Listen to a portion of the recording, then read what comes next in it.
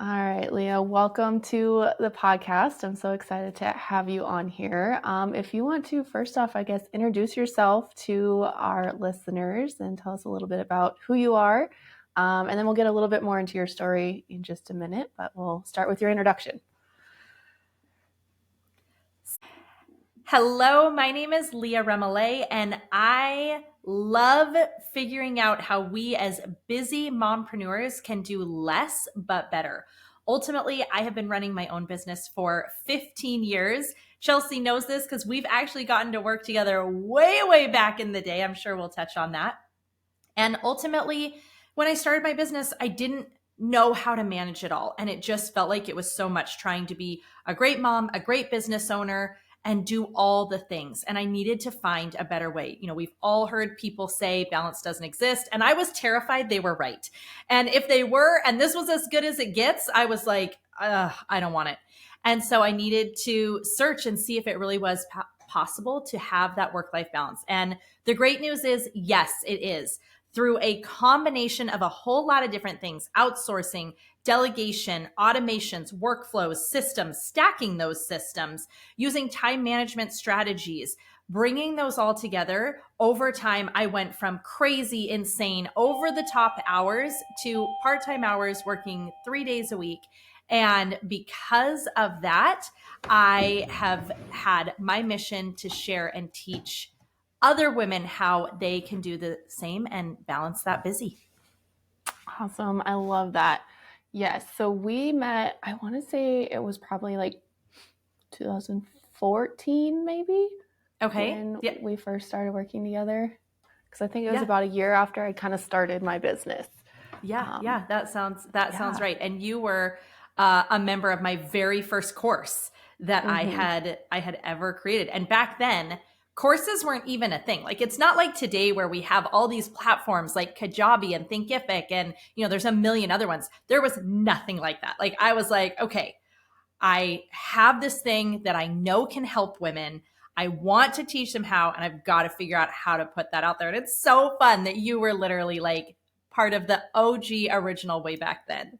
Yeah, it was just on audio too, I think, right? Yep. It was just audio clips. Yep. And Yep. they still play on my iTunes every once in a while, which is so funny. So every once in a while, like, Leah's just popping up in my car while I'm driving down the road. I love that. And even that was very intentional. I chose audio as the medium because I knew I was talking to busy moms. Like, trying to sit down and watch a video is really hard, right? But when I can listen to it in my ear, like this podcast, then it's so much more powerful to be able to, like, on the go get those nuggets. So yeah, it was audio, and that was very intentional, and trying to learn and figure out how to do all that and make all these tracks and be able to show how to get them into iTunes and everything. Oh my gosh, way back then it was so hard.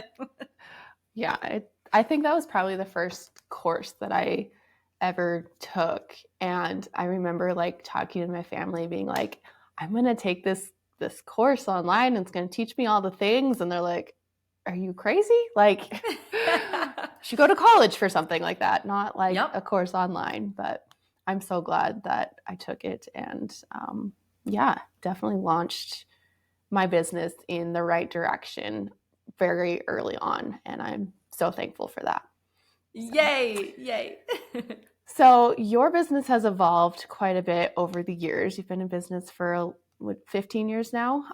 So can you kind of take us through like the journey of where you were with that first course and what you were doing even before that to where you are now, and kind of like all the little brave steps that you've kind of taken along the way? The idea behind this podcast is to really kind of show people the journey of how these little steps kind of add up and can translate into something better than you ever would have imagined at the beginning. So I'd like to kind of go back to the beginning of your story and hear how it all started.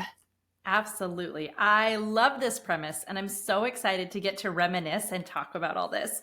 So I started with the idea, the goal. I really started with the goal, okay? I started with the goal of I would love to bring in a little bit of money to help our family. My husband was in graduate school. We had 3 young babies. I was a stay-at-home mom. We were essentially living off of student loans and building a mountain of them. And I wanted to see if I could help alleviate and maybe stop some of that mountain from growing. And so the very first goal was, oh my gosh, could you imagine if I could bring in $1,000 a month? And that was going to be transformational for us. And it was. And so I was trying to figure out what to do to make that happen. And I decided in 2008 to start a photography business. So that was the vehicle for which I was using to have an entrepreneurial adventure. And I had no reason to think that I could do it. I mean, none. I had never picked up a professional camera. And I want to share that because sometimes there's something on our heart and there's just something that says, I think I can do this. And there's no reason you should actually believe it. And yet something in your heart says like, no, but I really think I could. And that's literally how it started. I mean, we sold my husband's laptop on Craigslist so that I could then buy a used camera off of Craigslist. I get this used camera and I remember I had to Google how to turn it on. Right? Because there was no manual with it. There was nothing. I mean, I literally knew nothing. And I set out to try to figure out, okay, how am I going to do this? And each little step, I'd try some new thing.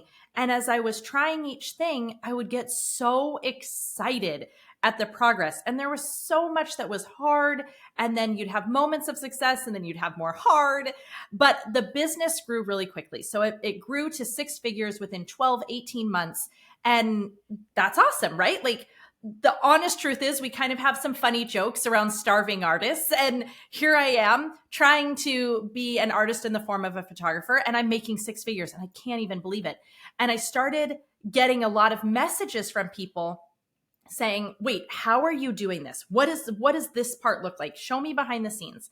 So I was trying to figure out how to share those things. And the first thing that I did in teaching, and I want everyone to know, like, did I have every mean thought of imposter syndrome running through my head that was like, how can you think you can do this? You've never even gone to college for it. You're still new. Like, sure, you've hit 6 figures, but you only picked up your camera 2 years ago. What makes you think you have any right to be teaching anyone? And so I had to really work through that and silence that and be like, okay, that's all true. But maybe I'm the one that can show that means it's possible for all of us, right? Whatever each of our dreams are. And in that case, at that moment, it was photography.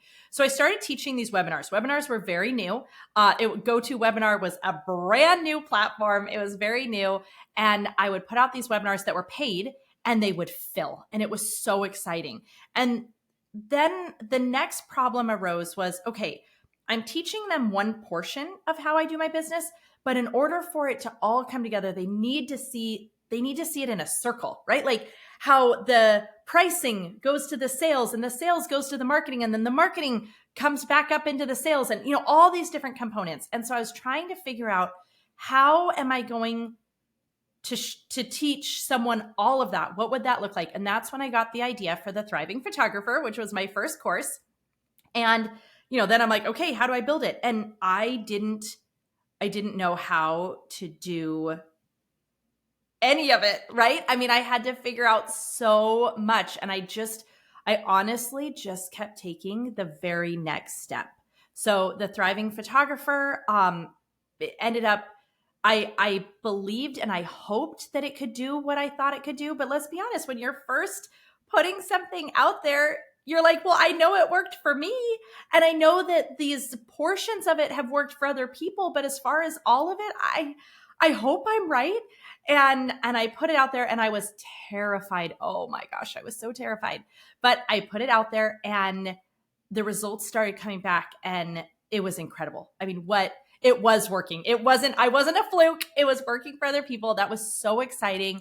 And that course went on to be a 7-figure course, which was so exciting and amazing. And again, like I started with this goal of $1,000 a month, and that was huge and exciting. So to have everything that has happened since, and it was literally just, I think it could work.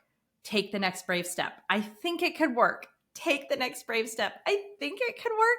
And every once in a while, it doesn't work. And I'm like, dang it. And I have to go back and, figure it out and try to figure out what that means. So I did that. And I really taught photographers how to build their own thriving photography business, every component of a photography business. I did that for years and years. And I taught mastermind retreats and I had my course and just all kinds of amazing things. And then in 2015, I started to see the shift where I was no longer taking pictures. I hadn't taken pictures in years because I was teaching, and I knew that I could help all kinds of entrepreneurial women. Like I now had proof on how to build a 7-figure course. I had proof on how to have an online business. I had proof on how to have a brick and mortar local business, right? Like I had built several of these different kinds of things at that point. And so I'm like, I really want to help all kinds of entrepreneurial women. And I want to show them how to do it with balance, because I didn't do it with balance at first. And it was devastating. Like it hurt my health, my home, definitely my happiness. I was a frantic ball of chaos 24/7. And so I wanted to help women be able to avoid some of that if I could. And so in 2015, it was terrifying because, I had this little tiny corner in the photography world that I had created, right? Like I got lots of speaking offers there and had this presence there. And now I want to go into this other industry where no one knows who I am. I'm no one to anyone. And it was terrifying. I mean, there were a lot of tears, a lot of fear, a lot of resisting and waiting really longer than I should have, because I was really scared. And I finally, again, took that next brave step, and it's been amazing. And so, each part of the journey has been really just, I don't know for sure, but I think it could work. And I'm going to try, to where today I have a membership where it's all of my different systems for every part of a business, right? It's specifically for busy, time-starved moms, entrepreneurs who need to figure out how to get the right things in place. We break it down into 4 categories. So it's make more money, have more time, get more visibility, and increase your reach. And then I have these workshops and these systems like, okay, just follow this path, boom, boom, boom. And it's been incredible. And if I went back to Leah in 2008, who was sitting on the corner of our bed in our little tiny rental house as, my husband's heading to campus and we're, barely making ends meet, and said, you're not even going to believe what all's going to happen. I wouldn't have. I didn't know I was capable of that, as none of us do until we've actually done it. And so there you go. There's the long version of a whole lot of terrifying steps that have gotten me to where I am today. Oh, I love that. Yeah. It's crazy how so often it's just, I think it could work. I'm going to try the next brave thing. I'm going to think it's going to work. I'm going to try the next big thing. And that's something that over the course of doing these interviews with a lot of different women in business, it's a theme that just kept coming up and coming up. Originally, this podcast was called the Wise Photographer Podcast, which was a play off of my last name. Yep. And I actually got divorced a couple of years ago, and wanting to rebrand and figure out what my next step is. And rebranding to the next brave step was such a aha moment of it was a mirror of what was going on in my own life, but it was also a mirror of these conversations that I kept having with people over and over again. And I think oftentimes when we're thinking the next brave step, sometimes we think it's this big scary thing or something huge and monumental, but it's not. It's just forward momentum, baby steps sometimes, and it's going to add up over time. So that is just amazing to hear. So you talk a lot about, time-starved mamas. If you had to share 2 tips for finding more time, what would you share with our listeners today? Oh, okay. Let's see. So the first one would be, we have to shift the way we talk about time. So if we are constantly saying things like, I never have enough time, and we just kind of have a general attitude that time is against us. And that's how I was, right? Like, I mean, I felt like time was my enemy. Like, it felt like time was trying to get me. And so I had to start by really shifting the way that I talked about time and that I thought about time. We can create more time. Truly, we have that capacity, that power. I remember having this moment, and it seems so obvious now, but just once again being so frustrated because there's not enough hours in the day. I have more to do than I could possibly fit in. I'm feeling behind on everything, and this is the way I'm speaking, right? And then I just had this thought where I'm like, thinking of some of the most powerful people on earth, right? And they're very different than, well, some of them aren't, but like, you know, Oprah and the president and Taylor Swift, even, I don't care, right? Like, whoever, they have the same 24 hours that I do. They're not getting secret extra bonus time. And I remember feeling like and thinking that they somehow were.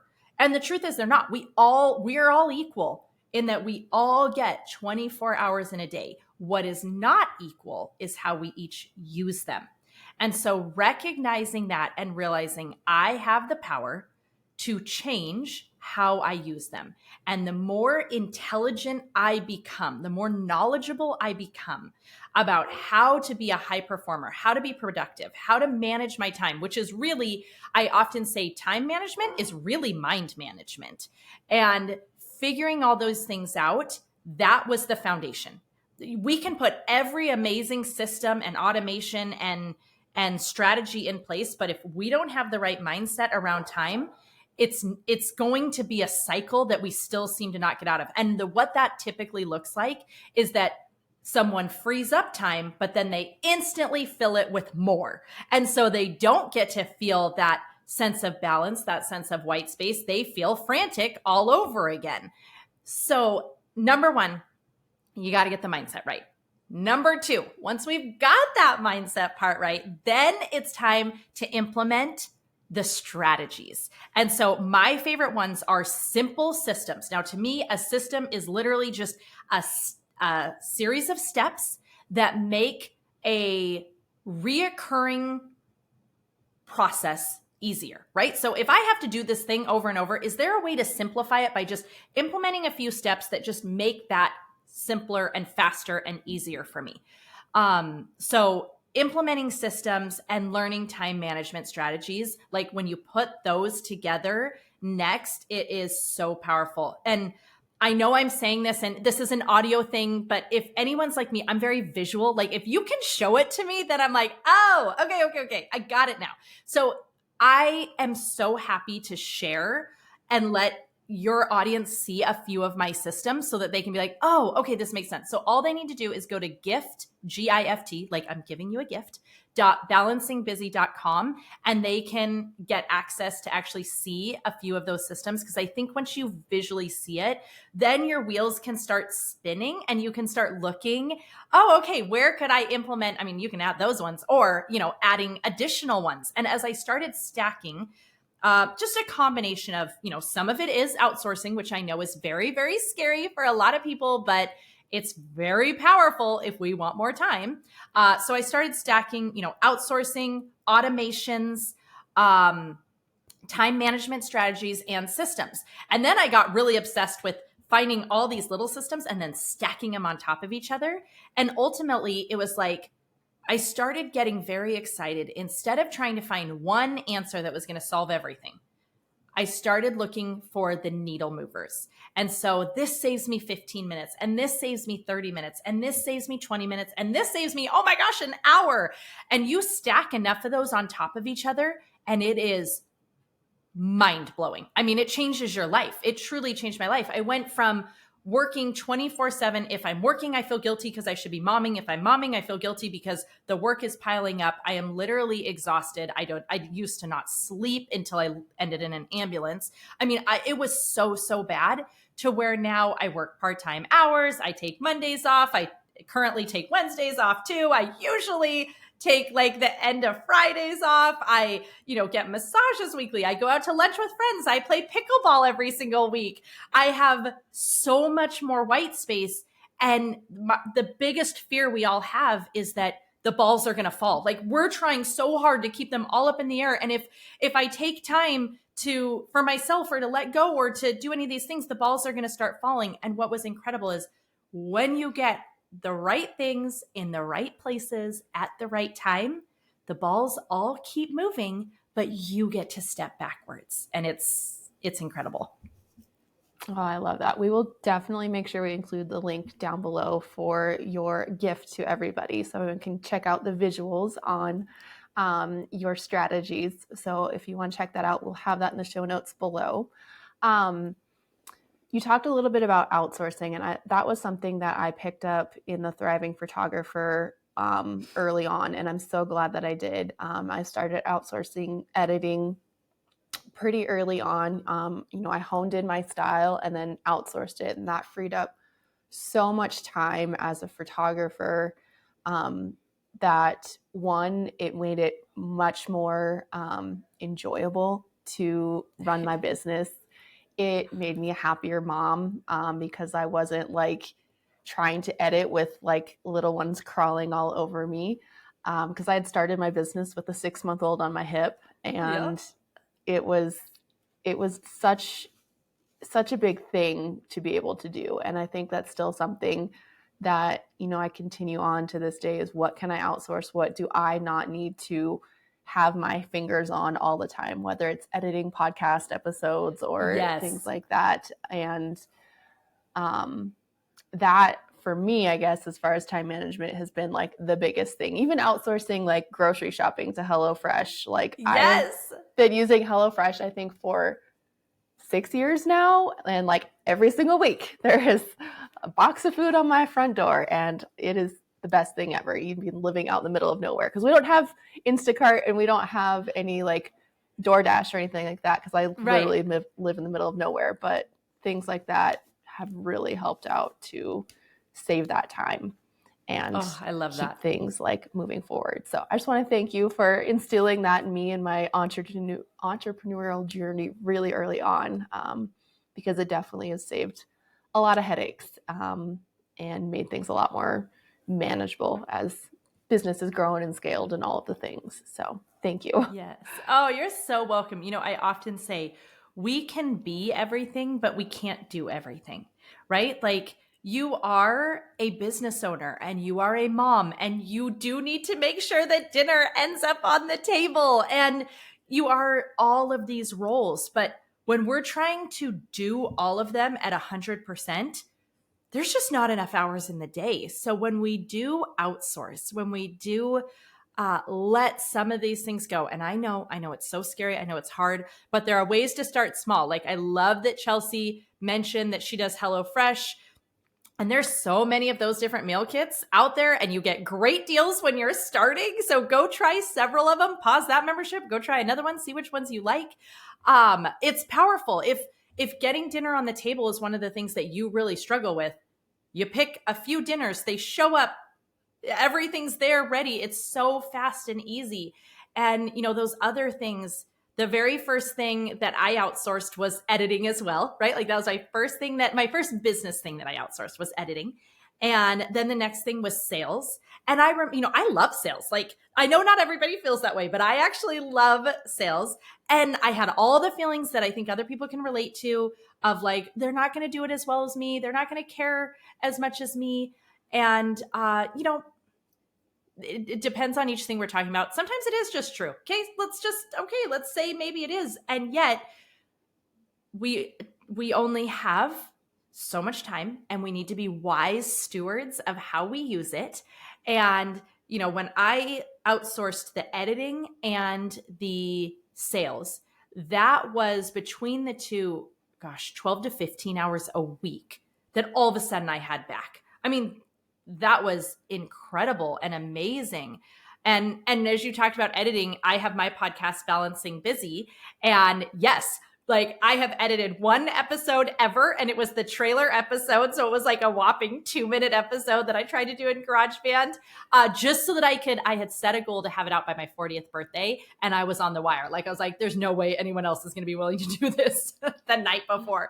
So I did that one single, and then I've never touched another one. That is all outsourced. And sometimes it's really obvious, right? Like I don't know how to edit. So clearly it's better to have somebody else do it. They're going to do a better job than me. But then there's been other things that have been harder, like sales, where I had honed my sales presentation. I mean, I teach sales. I know how, this sounds braggy, but how good I am at sales, right? And so it was scary to give that to someone else. And what if my numbers drop like crazy, and, all these different things. So sometimes it's easy because we don't know what we're doing, but sometimes it's hard because it's something that we love and feel passionate about, but we have to ask ourselves, is this my genius zone? Is this one of those things where it absolutely has to be me?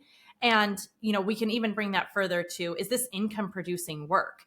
And I realized, well, by me letting go of my editing, I could actually take on more clients. By me letting go of my editing and my sales, I could really take on more clients and still have less hours, and which, brings up my profitability and my revenue all the way across the board. And so, we have to ask those hard questions to try to figure out when we're ready and be willing to let go. And we can always start with a trial. That's one thing. Like outsourcing is so scary. And I think people see it so it's the end. And I'm like, you can tell someone and just be really open. Like, I want to try a 30-day trial with you. Let's just see if this works. Let's check in with each other. You tell me if you feel like it's a good fit for you. I'll tell you if I do. So there are ways to be able to just dip your toe and see how it works. And then, probably 30 days from now, you're going to be like, how did I not do this sooner? So true. That was something that I've learned in therapy recently, is that there's always options. There's always another option for something. It might not be an option that you would want to pick right off the bat, but there's always an option. You're not always locked into a specific job. There's plenty of other jobs out there. You're not locked into a specific vendor. There's other vendors out there for things. And to see that in business, but life, there's always options, and there's always another direction to move. And it's easy to get rigid in seeing things like it can only be this way. But when you can look at it and be like, nope, there's other options, it frees you up and gives you flexibility to really shape your business and your life into whatever it is that you want it to be. Otherwise, you get locked in and you become miserable and end up in an ambulance, right? Yeah.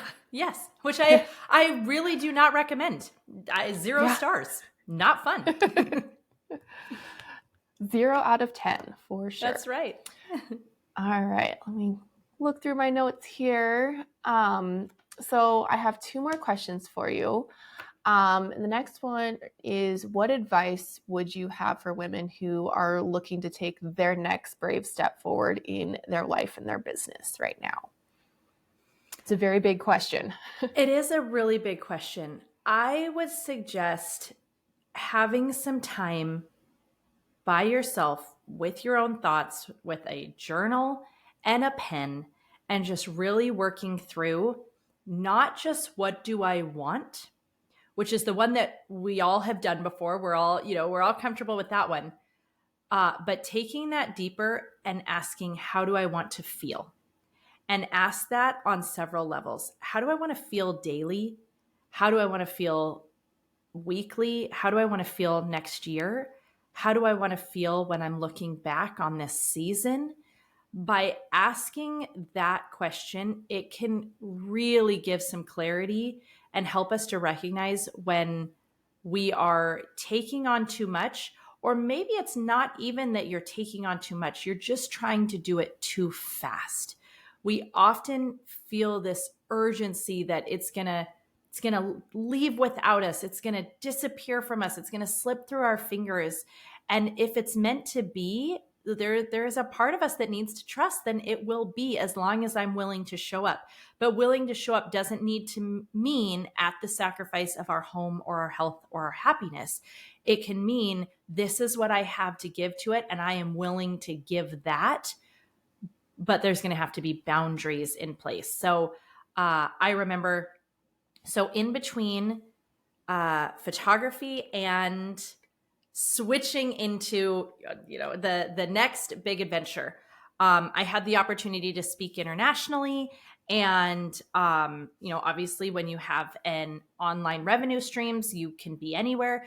And so we took our kids and we decided to travel the world for a year. So we put everything in storage, sold everything else, and got on a plane with 5 passports, and off we went.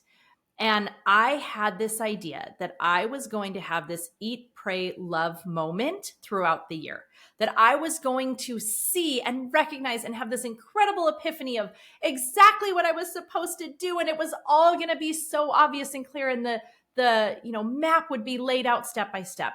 Well, at the very end, the last country that we were in, Indonesia, we were in Bali, and I remember, this is a little too visual, but I was in the bathtub and I was just sobbing because we were almost over. We were about to go home and I still didn't know.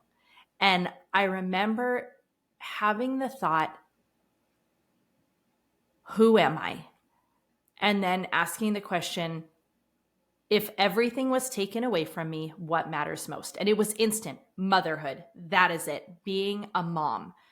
And so, okay, but I love entrepreneurship. Like I want to have something else. So what is that going to look like? And, trying to figure that out. And the clarity that I got was, whatever I'm going to do, it cannot be at the expense of my role as a mother. Nothing will ever be more important than my role as their mom. And so I started with that as my foundation, and I started asking, well, what do I want our home to feel like? What do I want our life to feel like? What do I want me to feel like? And asking those questions. And the honest truth is, there never was this aha light bulb moment. That is what happened. Photography was like, I think I can do this. I'm feeling brave and powerful and fiery. I'm going for it. Thrive was very much a light bulb moment. I can remember exactly. I had been pondering, how can I share all these different things? How can I give them the full picture? I was on a flight, and all of a sudden, no, I wasn't even on the flight yet. I was driving to the airport in the dark, and all of a sudden it was like this download was coming in I could see every module. I could see how the whole thing was going to look, what was going to be included, how it was all going to work, how I could offer extra things to make sure, to make it as sure as possible for, the women I would get to help their success. I saw everything. So I kept thinking that was going to happen again. I kept waiting for that moment again, and it didn't come. And so I just had to keep taking that next step and being willing to look at it and be like, okay, how does this feel? Check in. Am I on the right track, or am I not? And, the power of pivoting is very real, and it's uncomfortable, but it's a real necessary part of being a business owner. Oh, I love that so much. I love the exercise that you kind of talked about in, deciding what it is that you want to do, but then also how do you want to feel, and all of those deeper questions. Something that I have been doing recently is called pre-paving. So I go through and answer these questions every day. And it's like, what are your plans for the day? What are things you're going to be doing? How do you want those things to go? How do you want to feel throughout your day? What emotions do you want to experience? And then the last one is, what things would you like to see during and after this time period? And to be able to do that every single day makes me, I guess, really focus on not only the task of the to-do items, but how I show up to do those as well. And, so I can have, the to-do item of hanging out with the kids. And that's very different from sitting on my phone on the couch next to them while we're scrolling, versus having an in-depth conversation to find out how friendships are going or how they're feeling about basketball practice and that type of thing. It can be the same item, but the way that you approach those things can be so much more intentional when you set that intentionality beforehand. So just wanted to echo that same I love thing. that. I mean, setting your intention, right? Like that is the key. What every moment as we're walking into the next thing. And, think about how many different things throughout our day, right? I've already had a coaching call with a private client, and then I went and was chatting with my daughter, and I did my workout, and I taught a class, and right, like I've already had, and in each of those moments, okay, I need to set my intention. How am I going to show up right before, getting on to do this podcast interview and being like, yay, I get to see Chelsea, and setting my intention again. And so I love that so much. There's so much power in that. Yeah. All right. So the last question, it's a little bit goofy of a question, but it's a question that I've asked every person that has been on the podcast. And that is, if you were a plant, what plant would you be and why? I'm a big gardener and have all of the I love this. So okay. I actually have it. Daffodil. Okay. So I have two favorite flowers. Okay. Peonies and daffodils.